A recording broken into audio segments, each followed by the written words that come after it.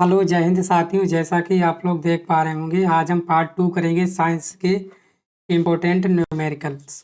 ठीक है ना। आज का जो चौथा सवाल क्या कह रहा है कि एक उत्तल दर्पण की फोकस दूरी 4 सेंटीमीटर है। इसके द्वारा किसी वस्तु का प्रतिबिंब अधिक से अधिक कितनी दूरी पर बनाया जा सकता है, ये हमें ज्ञात करना है। ठीक है ना। तो इसका जो है प्रतिबिंब अधिक से अधिक कितनी दूरी पर बनाया जा सकता है, इसके लिए आपको सबसे पहले जो कंडीशनें पता होनी चाहिए।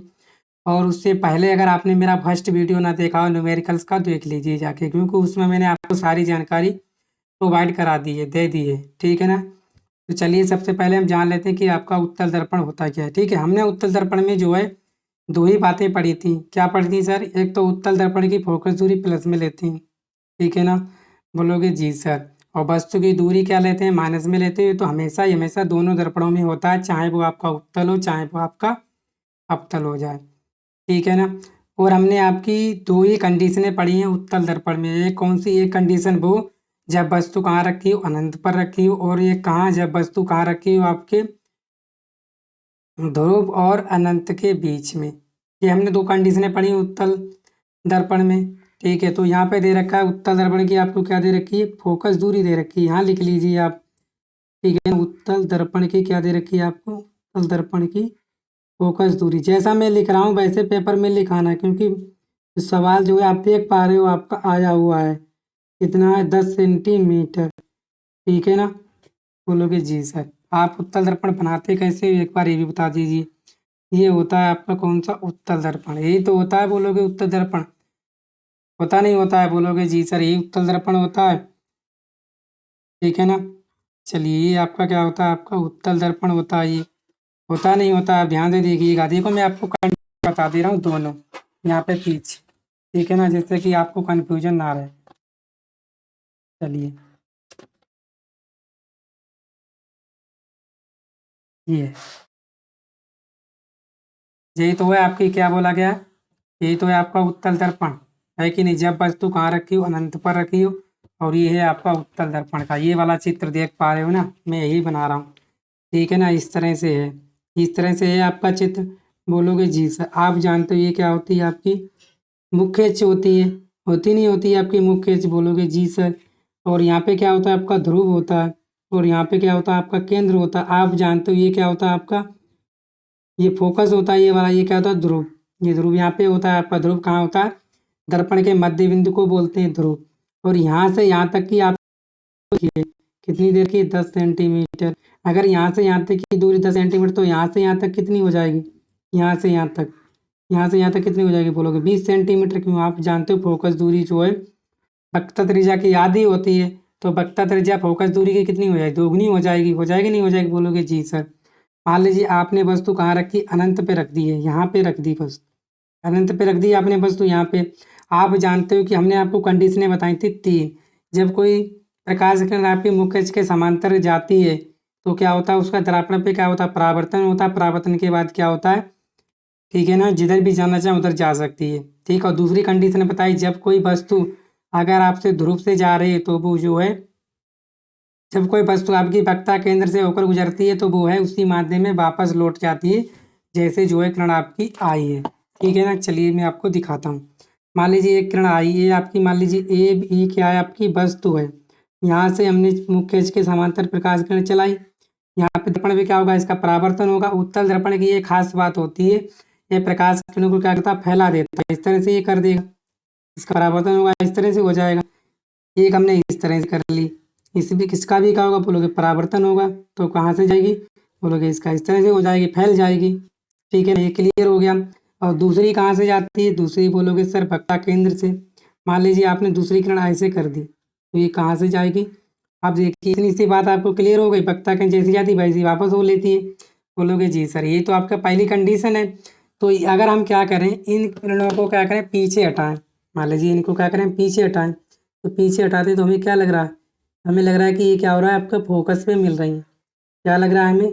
बोलोगे सर फोकस पे मिल रही है कि नहीं? कहाँ पे मिल रही है? फोकस पे। फोकस पे मिलनी ही नहीं मिलनी, आपको यही लग रहा होगा, लेकिन एक्चुअल में ऐसा है, हमने इमेजिन कर लिया, होता नहीं। तो यहाँ से यहाँ तक की दूरी आपने देख ली कितनी? 10 सेंटीमीटर है। तो यहाँ से यहाँ तक की दूरी कितनी है आपकी? 10 सेंटीमीटर, है कि नहीं? तो प्रतिबिंब जो अधिक से अधिक कितनी दूरी पर बन सकता है, बोलोगे 10 सेंटीमीटर की दूरी पर ही अधिक से अधिक बन सकता है।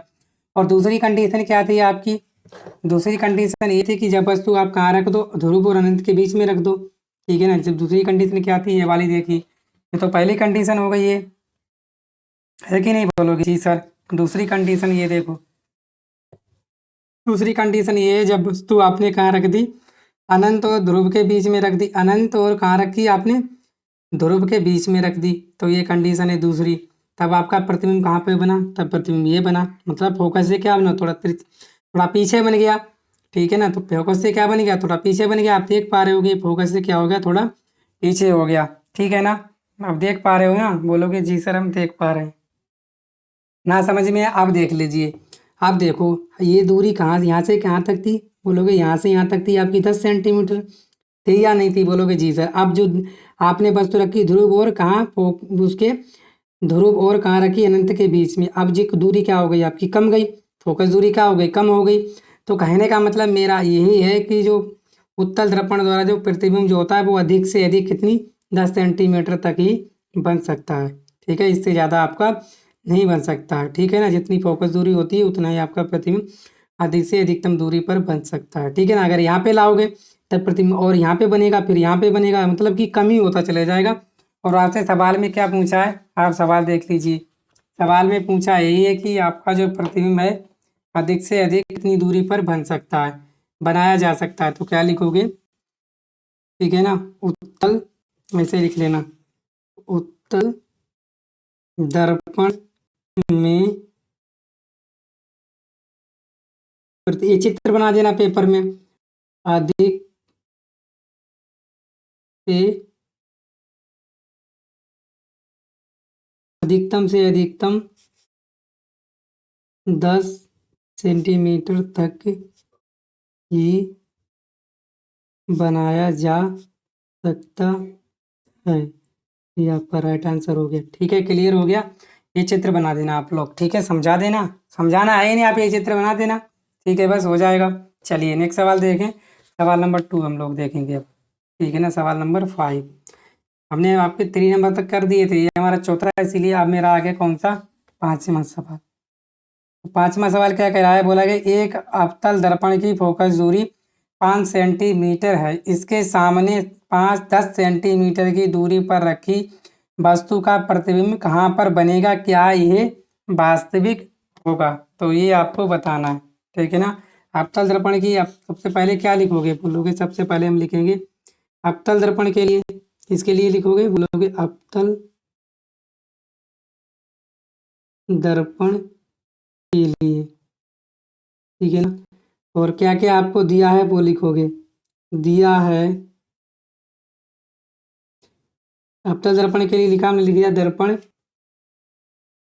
के लिए, ये लिखोगे अवतल दर्पण के लिए फोकस दूरी, फोकस दूरी यह बराबर क्या दे रखा है, बोलोगे 5 सेंटीमीटर। और अवतल दर्पण की फोकस दूरी कैसी होती है, माइनस, नहीं हो गई, -5 सेंटीमीटर। आगे क्या बोला गया, बोला गया इसके सामने 10 सेंटीमीटर की दूरी पर रखी वस्तु का प्रतिबिंब कहाँ पे बनेगा, ठीक है। तो यहाँ लिखोगे वस्तु की दूरी, वस्तु की दूरी यू, यू क्या हो जाएगी, बोलोगे कितनी है, 10 सेंटीमीटर। यू तो हमेशा कैसी रहती है, माइनस, रहती नहीं रहती है, बोलोगे जी सर। अब क्या करोगे, बोलो कुछ नहीं करना है, आप लगा दीजिए दर्पण सूत्र से, किसके, दर्पण सूत्र से। क्या होता है दर्पण सूत्र, बोलोगे 1/f = 1/u + 1/b। सारे हमारा कितना, बोलोगे -5 सेंटीमीटर, तो -5 सेंटीमीटर हो गया बराबर यू कितना, -10 सेंटीमीटर, -10 प्लस क्या हो जाएगा 1/b। तो आप हल करोगे, ठीक है ना, दिख रहा है ना आपको, जी सर दिख रहा। ये क्या हो जाएगा, माइनस के 1/5, माइनस में इधर आए किसका हो जाएगा, प्लस का, इस साइड में अगर माइनस इधर किसका हो जाएगा, प्लस का, 1/a बराबर क्या हो जाएगा 1/b।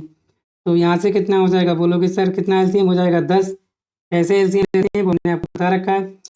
10 एलसीएम हो जाएगा इसका, ऐसे करके लोगे ना 10, 5 से 5 5 5 दूनी 10, फिर 2 से काटोगे 1 1 5 दूनी 10, तो 5 दूनी 10, कितने बार गए 2, तो 2 गुणा -1 प्लस 10 एकम 10, 1 गुणा 1, ठीक है, बराबर क्या चल रहा है आपका 1/b चल रहा है, 2 एकम 2 माइनस प्लस 1 एकम 1 बटे 10 बराबर क्या हो जाएगा 1/b।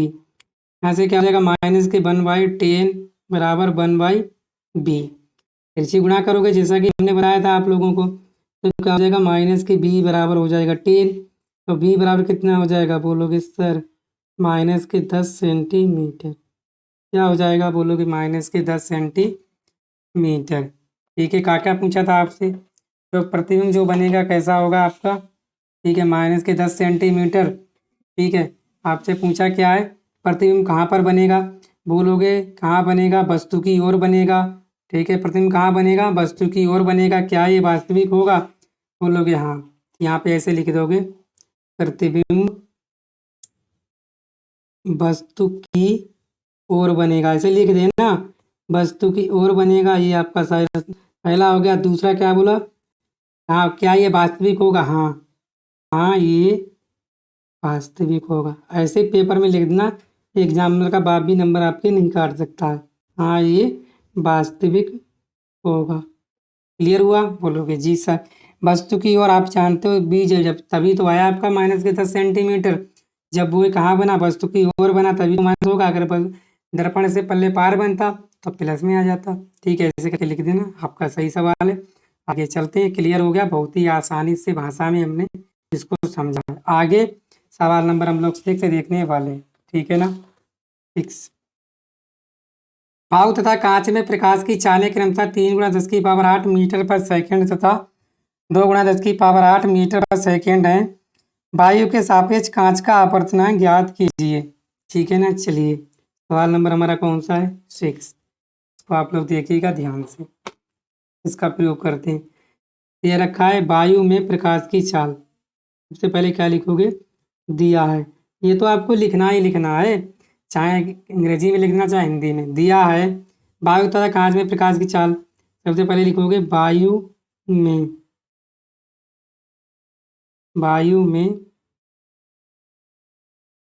प्रकाश की चाल बराबर कितनी है, बोलोगे 3 × 10⁸ मीटर प्रति सेकंड, तथा कांच में प्रकाश की चाल कितनी दे रखी है, कांच में प्रकाश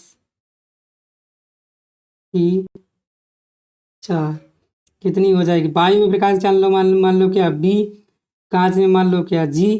ठीक है ना, क्या हो जाएगी बोलोगे कितनी दे रखी है 2 × 10⁸ मीटर प्रति सेकंड, है कि नहीं, बोलोगे जी सर। क्या बताना है आपको, वायु, ये तो बताना है वायु के सापेक्ष इसका कांच का अपवर्तनांक क्या होता है वो बोलोगे वायु के सापेक्ष ANG बराबर क्या होता है बोलोगे वायु में प्रकाश की चाल, क्या होता है वायु में प्रकाश की चाल, ये फार्मूला होता है, पता नहीं होता, वायु में प्रकाश की चाल बटे कांच में प्रकाश की चाल, कांच में प्रकाश की चाल। ऐसा ही हमने आपको पढ़ाया था थ्योरी, हमने सारे जो आपके फार्मूले हैं वो सब हमने सारे लिख दिए हैं, ठीक है ना, देख लेना। तो क्या होता है कांच, वायु के सापेक्ष कांच का अपवर्तन वायु में प्रकाश की चाल बटे कांच में प्रकाश की चाल, ठीक है ना।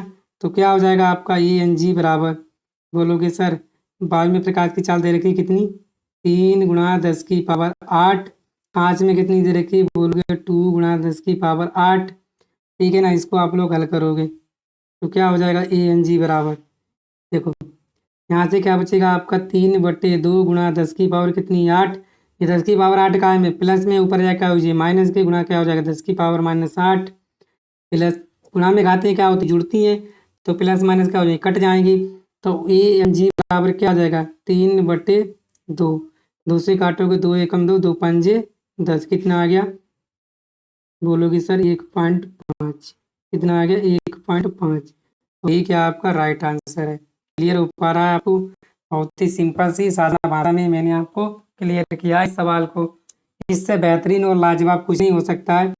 वीडियो को आप शेयर करना ज़रूर, क्योंकि ऐसे ही बेहतरीन सवाल मैं आपके लिए लाता रहूँगा। ठीक है ना? कर लिया आप लोगों ने? सही से रहा ना? तो आप लोग बताना ज़रूर कैसी लगी क्लास। ठीक है? हम 2-3 रोज़ डेली 2 या 3 करेंगे। ठीक है ना? बहुत अच्छे से करेंगे, हम थोड़ा ही पढ़ेंगे पर अच्छा पढ़ेंगे। एक भी न्यूमेरिकल आपका जो है पेपर में गलत नहीं होगा। ठीक है ना?